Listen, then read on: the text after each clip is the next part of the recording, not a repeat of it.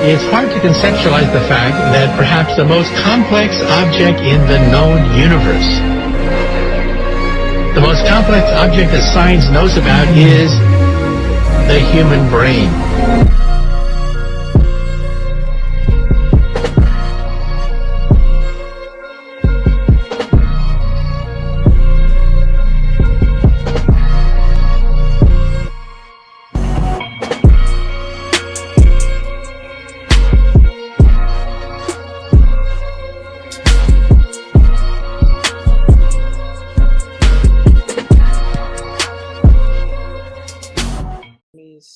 All right. Yeah.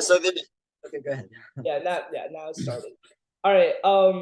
Hey everyone. Thank you for tuning into this podcast. Today, I'm delightfully joined with Professor Blair, who's a psychologist and behavioral science researcher from UCLA. Professor Blair, just if you could say your full name and also your experience working and teaching at UCLA. Sure. Yeah. My full name is Hugh Thompson Blair, but I go by Tad, and I have been a professor at UCLA for more than 20 years now. And I have a research lab where we use animal models to investigate the neural basis of learning, motivation, behavior, and decision making. So we do a lot of trying to sort of reverse engineer the brain and figure out how specific neural circuits in the brain solve particular problems and help accomplish particular tasks. And we also are sort of a computational neuroscience lab where we do a lot of sort of theoretical work that we try to integrate with our experimental work. And the big questions are just how does the brain work, and how can we use better knowledge of how the brain works to both improve human life and health, and also advance engineering objectives like, build better artificial intelligence and that kind of stuff. All right. Professor Blair, I'm very excited for this interview, mainly because most of my knowledge regarding neurology comes from like nerves, neurodegenerative diseases, and neurosurgery. This is my first time actually interviewing or speaking to anyone in the behavioral science field, which for most people is like the most interesting part of neurology because it explains how our brain works and why it works the way it does. So I'll try my best to ask good questions, even though I have like a little bit of lack of expertise. My first question, in the spirit of Halloween, I just wanted to ask a question about how our brain processes fear. Specifically, I want to talk about neurotransmitter switches in regards to neuroplasticity. For people watching, neuroplasticity is an important term as it's the ability of our neurons to change and adapt to different types of. My question is, what neurotransmitter is released when we're scared? What exactly is the neurotransmitter's purpose, and what part of the brain is it released in? Okay, well, there's not really fear certainly cannot be boiled down to a single neurotransmitter, but we do know quite a lot about the neurobiology of fear now. That's been a very active topic of research for several decades now. I did my postdoctoral research in the laboratory of Joseph Ledoux, who was one of the pioneers in this field of the neurobiology of fear. And what we know is that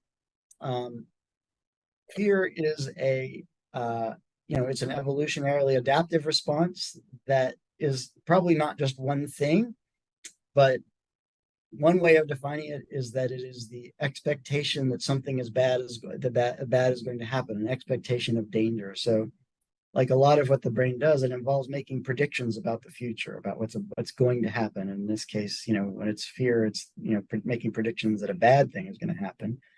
And so a lot of that comes from past experience. There are some things that we're sort of innately afraid of that we've been evolutionarily programmed to fear, so we might have we don't have to learn to be afraid of certain things, but there are other things that we sort of learn to be afraid of, learn to be anxious about. And a major neural center for processing fear is the amygdala, and that's what Joe Ledoux did a lot of his research on, and what I worked on when I was in his lab. And it's believed that the amygdala is essentially the part of the brain where we attach what's sometimes called negative valence to stimuli. So if we if we detect something in our environment that predicts something bad might happen, the amygdala is sort of where that thing that we detect gets labeled as possibly dangerous. The amygdala sort of slaps that label on it and says, this might be dangerous.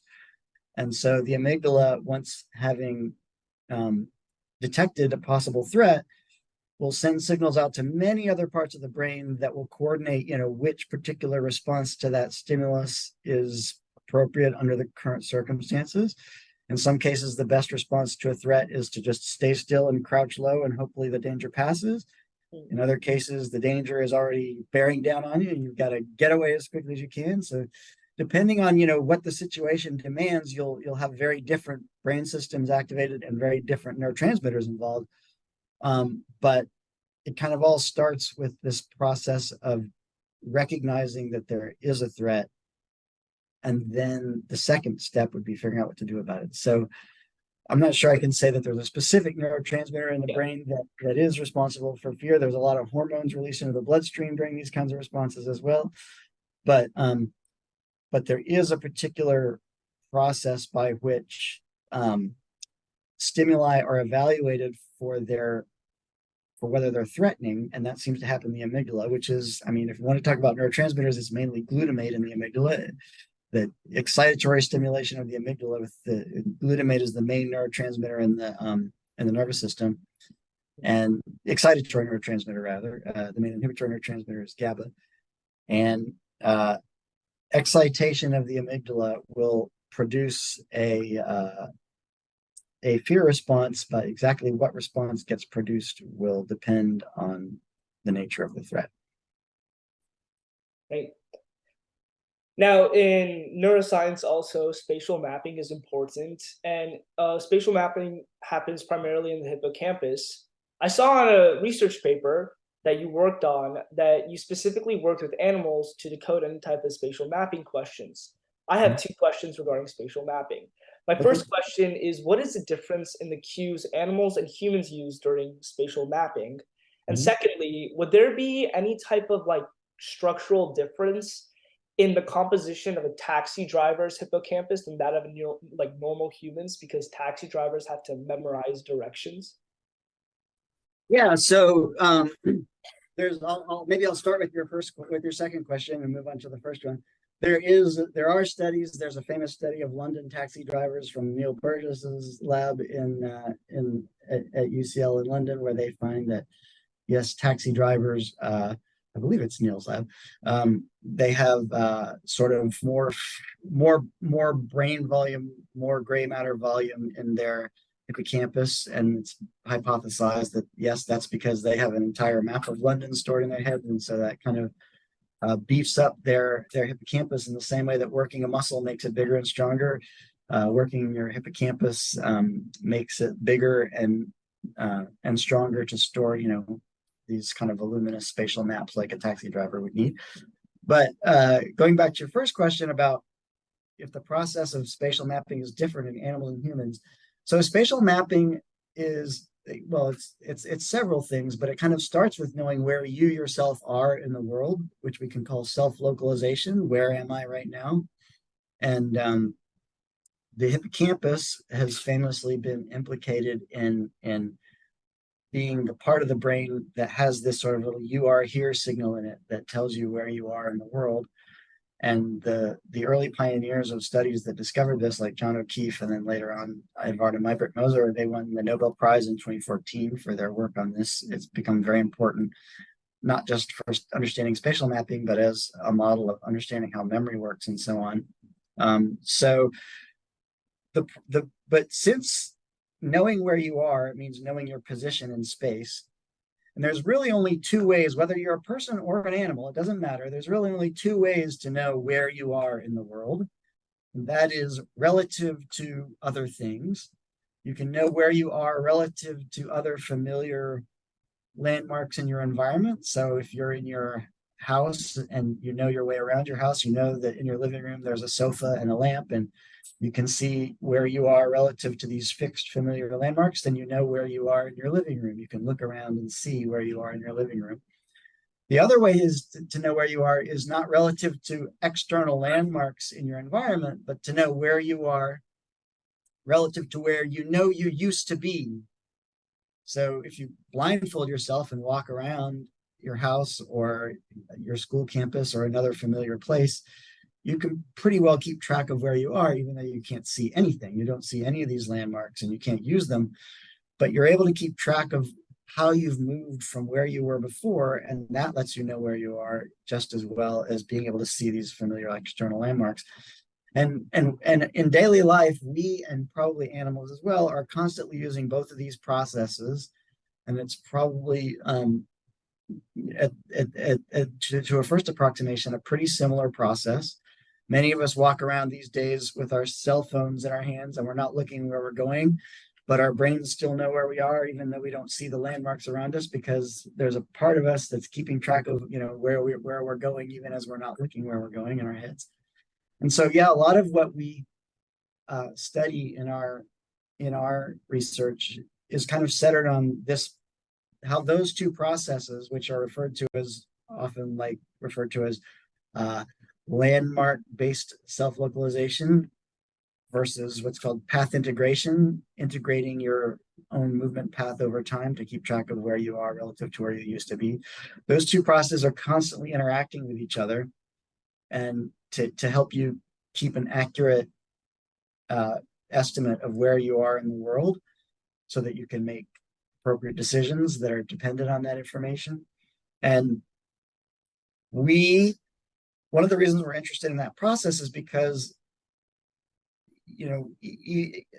John O'Keefe, when he first discovered these cells, also appreciated this early on, that the way we process spatial information is probably kind of a model that works well for other types of information too. So in other words, the way that we understand, where we are along a journey, if we're trying to get from point A to point B, and we're navigating along a path, and we kind of use these two systems to figure out where we are along that journey.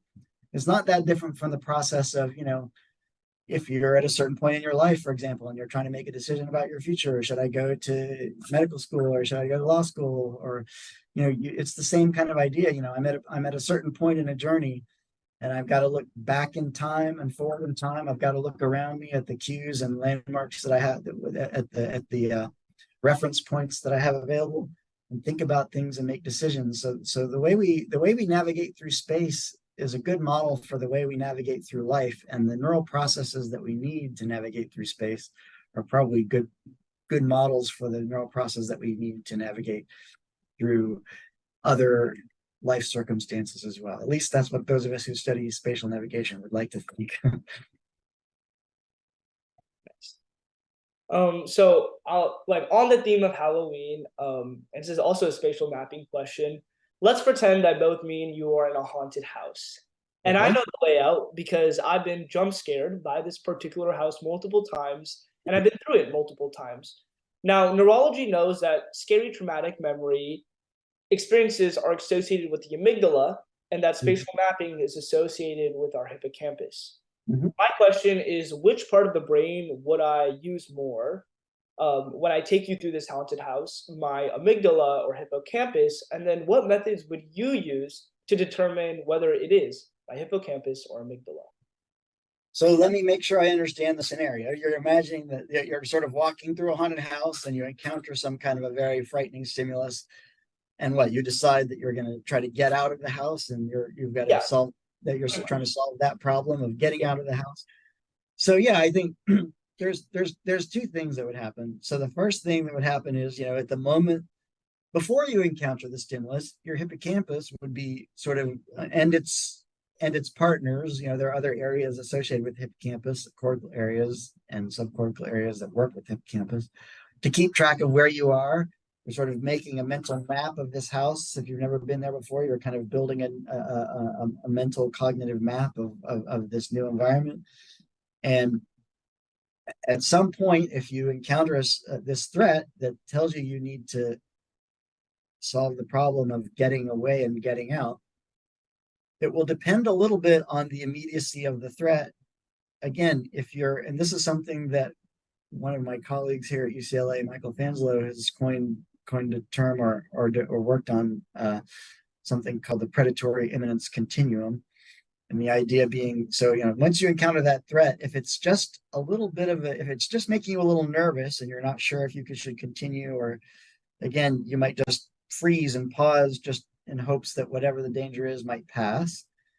If it's clear that there is a threat that sort of, a monster or whatever that knows where you are and is and you feel like you need to not stay where you are, but get away from there because you've already been detected and you have to get out, then you might be able to, if the threat level is still low enough, you might be able to,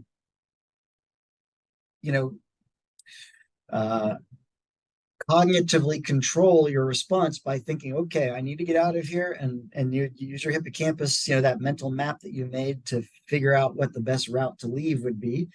And, you would be nervous, but you wouldn't be, you would still be in control of your faculties. If there's, a real jump scare, an axe murderer, like bearing down on you, from 1 foot away, you're not going to take time to think about how did I get in here and how do I get out. You're going to have a very different sort of visceral, just ballistic, get away from this thing as quickly as possible. You might go deeper into the house. You're not going to be thinking about where you're going. You're just going to be responding very quickly to get out. And those kinds of fear responses are really more sort of subcortical in the old brain, the brainstem. And it isn't until you get away from that, really immediate threat that you'll be able to calm down, use your hippocampus again and think about how you're going to get out of there. You probably don't even need your amygdala for that, because that's, again, that's not really a learned fear. If something just, you don't have to learn to be afraid of something, coming menacingly at you, growling and snarling right in your face. That's just scary. No matter, you don't have to learn to be afraid of that. Whereas, these other milder fears, like if you see, something that you've learned from the movies looks scary, that might be more of an amygdala driven response that you've learned, oh, that looks like Frankenstein, and I know Frankenstein is scary, so I'm going to try to get out of here. But you'll be able to get out. So I guess that's kind of maybe a walkthrough of the sort of levels at which fear might drive different escape behaviors. Nice. Okay. I like, actually the next question is also like Halloween related, so we're gonna still go on this Halloween. Okay, yeah, it's the season. So it's the season, and yeah, it's pretty interesting. I want to like transition to like famous neuroscientist Ivan Pavlov, like what he did specifically. He has like his own term, Pavlovian conditioning, classical conditioning. I'll play a clip from the Office of Classical Conditioning for the viewers. So okay. Wait, like. Oh, damn. That's another file. Gonna have to reboot again. Hey, Dwight, do you want an Altoid? What do you think? In school, we learned about this scientist who trained dogs to salivate at the sound of a bell by feeding them whenever a bell rang. So for the past couple weeks, I've been conducting a similar experiment. Dwight, want an Altoid? Okay. Altoid? Sure. Intoid? Input? Yes.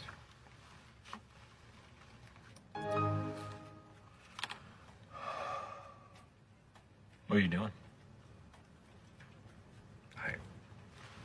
What? I don't know.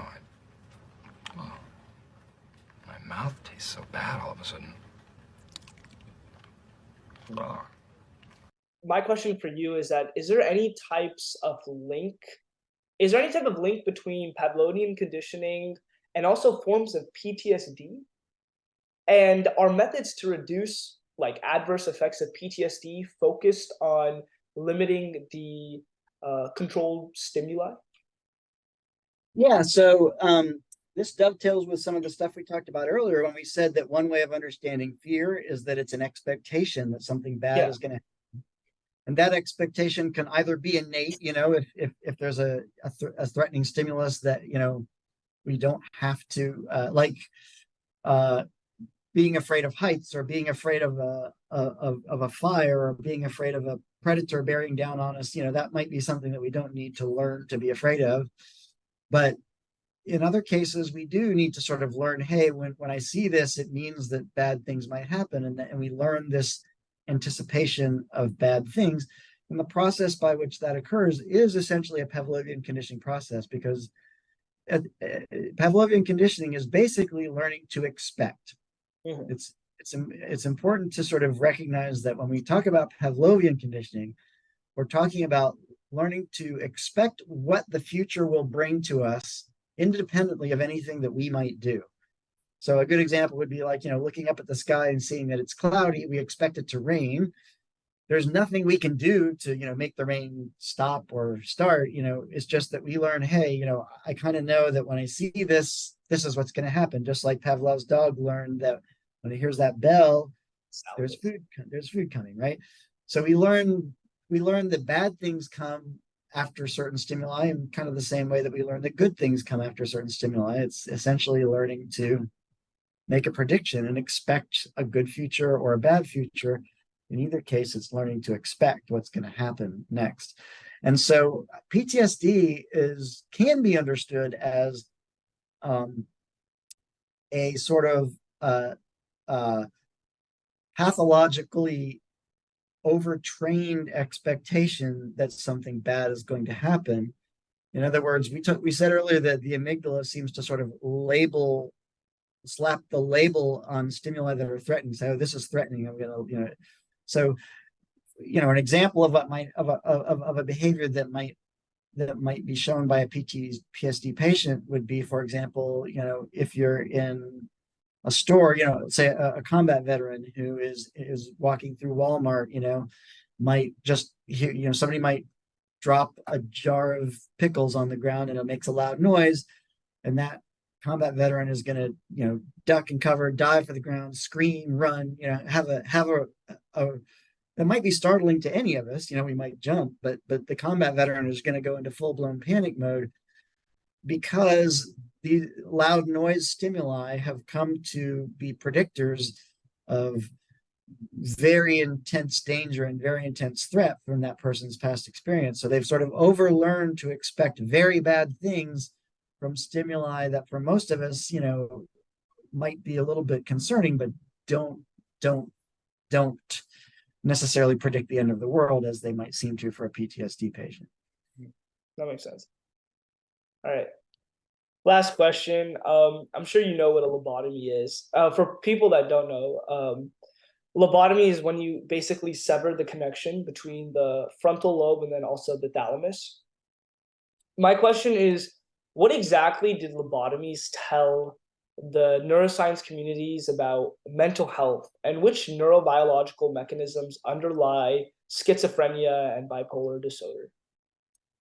Okay, well, those are slightly different questions, but I'll start with the lobotomy question. So there's a bit of a checkered history of lobotomy. Lobotomy has a bit of a checkered history in neuroscience.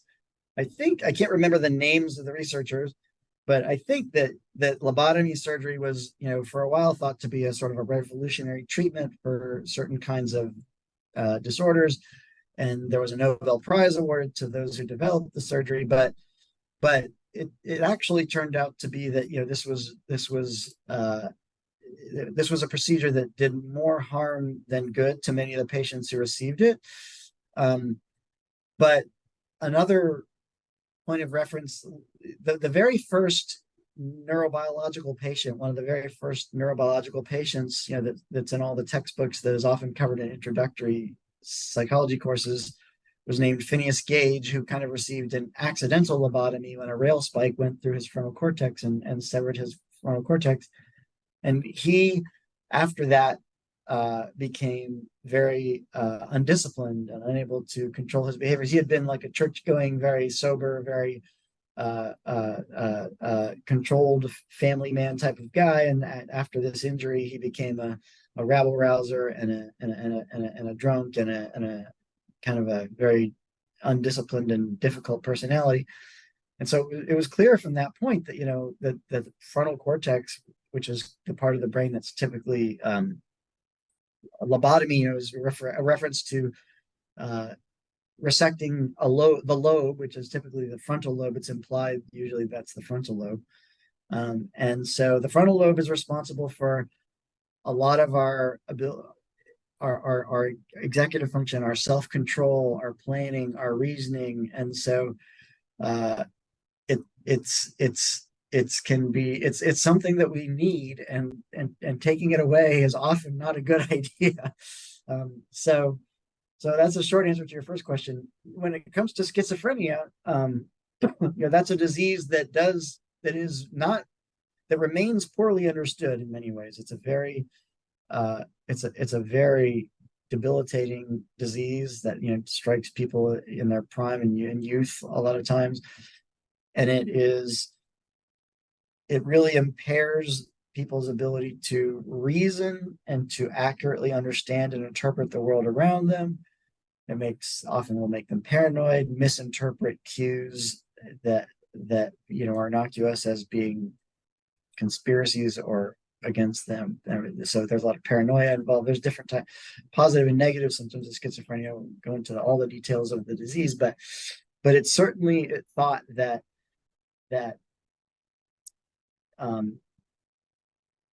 disorders like schizophrenia are, while not identical to what happens, with a lobotomy where you're sort of severing the frontal lobe, they are in the same ballpark as those disorders, in the sense that they're kind of impairing executive function. You have a dysfunctional frontal lobe function that is impairing your executive function, impairing your ability to plan and reason and comprehend, accurately understand the narrative of the world around you. So yeah, I don't know if that fully answers your question, but that's kind of what comes to mind. All right. Thank you so much for the interview. I think that's it. And that's it for the interview. Thank you so much.